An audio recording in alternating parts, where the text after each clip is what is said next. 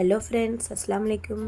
இன்றைக்கி நம்ம என்ன வீடியோ பார்க்க போகிறோன்னா, இந்த சம்மருக்கும் நோன்பு திறக்கிறதுக்கும் நல்லா குழு ஃபலூடா தான் எப்படி செய்ய போகிறதுன்ற வீடியோ பார்க்க போகிறோம். வாங்க ஃப்ரெண்ட்ஸ், வீடியோக்குள்ளே போகலாம். நான் இன்றைக்கி ஃபலூடா ஜெல்லி செய்கிறதுக்கு நான் ஜெல்லி மிக்ஸ் தான் எடுத்திருக்கேன்.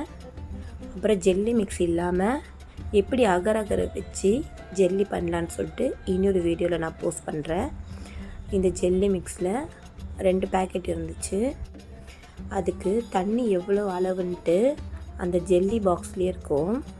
அந்த ப்ரிப்ரேஷனை பார்த்து நீங்கள் தண்ணி ஊற்றிக்கிங்க.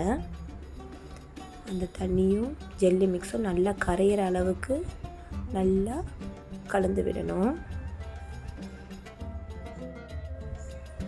நல்லா தண்ணி சூடாகி ஜெல்லி மிக்ஸ் நல்லா கரைஞ்ச உடனே அதை ஒரு பிளேட்டில் நம்ம அதை ஊற்றிட்டு ஒரு 2 hours ரெஸ்ட்டில் விட்டுருங்க. நீங்கள் வெளியவே ரூம் டெம்பரேச்சரில் வச்சாலும் இல்லைனா ஃப்ரிட்ஜில் வச்சாலும் ரெண்டுமே ஒன்று தான். ஃப்ரிட்ஜில் வச்சா சீக்கிரமாக செட் ஆகி வரும். நான் ரூம் டெம்பரேச்சரில் தான் வச்சேன்.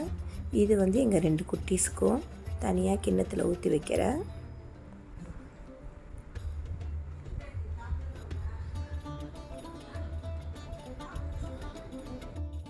நெக்ஸ்ட்டு ஃபலூடாக்கு ரோஸ் மில்க் செய்யணும். அதுக்கு நான் ஒரு கப் இருந்தாலும் பரவாயில்ல, நான் இன்றைக்கி கிளாஸில் தான் அளந்திருக்கேன். 1 கிளாஸ் பால் பவுடருக்கு 4 கிளாஸ் தண்ணி ஊற்றிருக்கேன். 4 கிளாஸ் தண்ணி சேர்த்துட்டு அதில் லம்ஸ் இல்லாத மாதிரி நல்லா கலந்து விட்டுக்குங்க.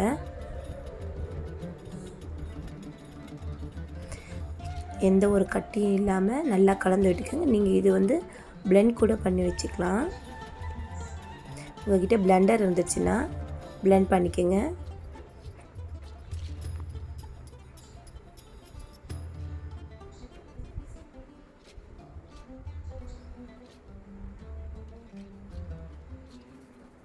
இந்த பால் பவுடர் தண்ணியில் நல்லா கலந்த பிறகு அடுப்பில் வச்சு சூடு ஏறுற வரைக்கும் வச்சுருந்தா போதும். நம்ம சாதாரண பால் வச்சோன்னா அது நல்லா பொங்கி வரணும் இல்லையா? இதுக்கு அந்த மாதிரி தேவை கிடையாது. அது சூடு ஆனால் பரவாயில்ல. சூடு வர வரைக்கும் வச்சுருந்து அதில் 1 கிளாஸ் ரோஸ் எசன்ஸ் அதில் கலந்துடுங்க. ஸ்டவ் ஆஃப் பண்ணிவிட்டு கலருங்க. அது நல்லா கலந்து ஃப்ரிட்ஜில் 4 hours வச்சு எடுத்திங்கன்னா ரோஸ் மில்க் ரெடி.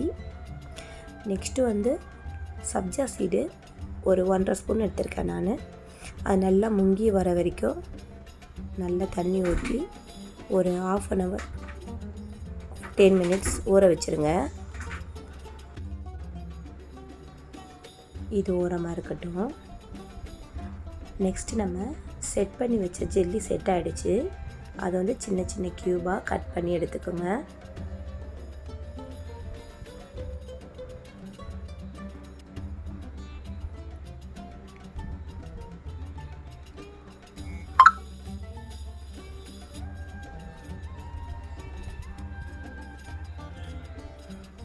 கட் பண்ணி எடுத்துக்கிட்டு நம்ம சர்வ் பண்ணுற கிளாஸ் எடுத்து அதில் நம்ம செஞ்சு வச்ச ஜெல்லி ஃபஸ்ட் லேயராக ஊற்றிக்கிட்டு, நெக்ஸ்ட்டு இந்த சேமியா வீடியோ நான் போடல.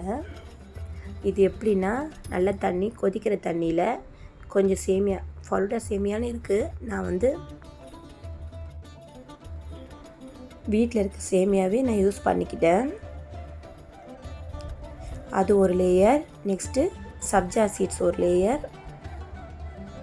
அப்புறம் ரோஸ் மில்க் நம்ம அந்த 3/4 கிளாஸ் வரைக்கும் ஊற்றி வச்சுக்கணும்.